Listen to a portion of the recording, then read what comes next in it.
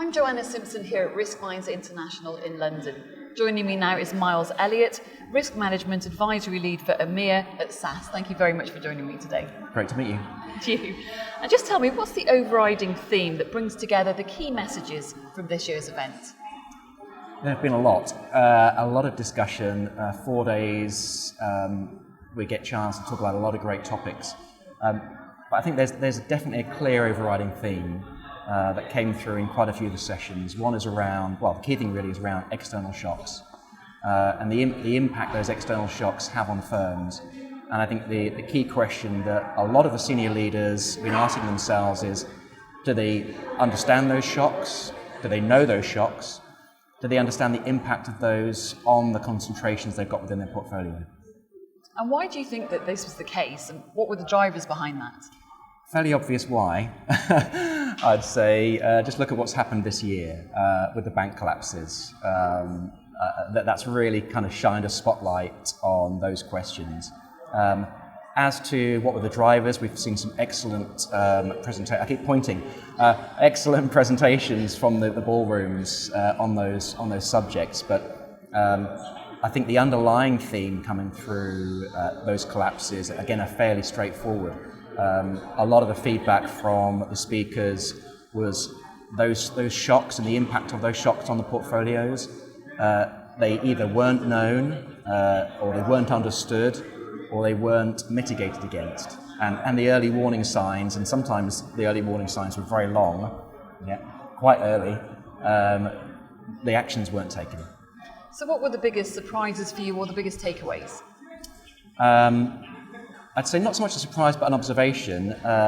This event's been a great platform, really good platform, a great platform to share, an excellent platform to learn, also a really good platform to identify what to learn, because it does highlight areas where there are gaps.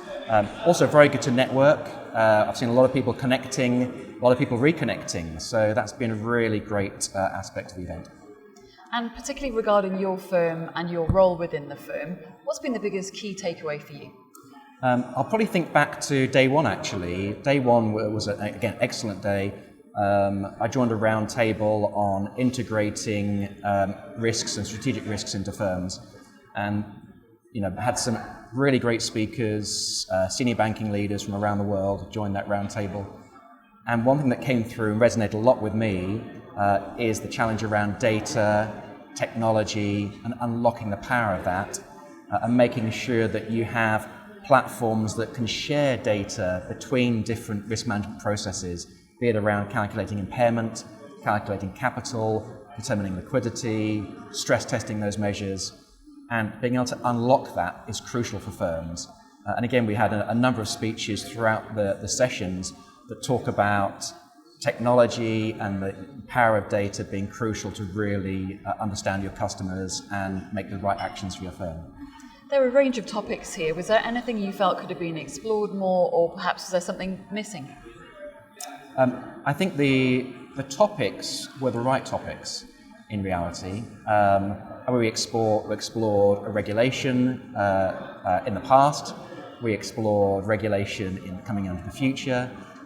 We explored individual firms and the pressures on those firms, market issues, geopolitical issues, environmental issues. I think we covered all the right topics in reality. So I don't think anything was missing in that regard.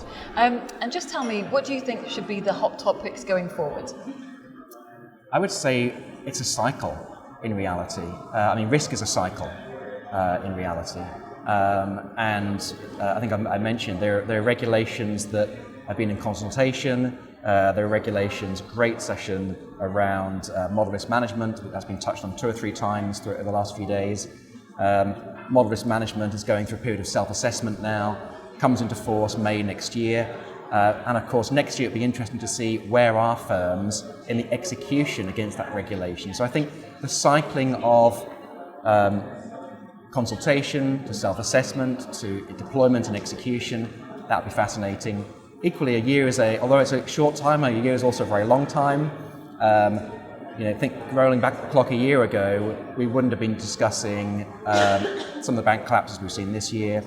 we wouldn't have been discussing some of the technology we've seen this year, and we wouldn't have been discussing some of the instability we've seen in the economy, in the environment, or in the world surrounding us today.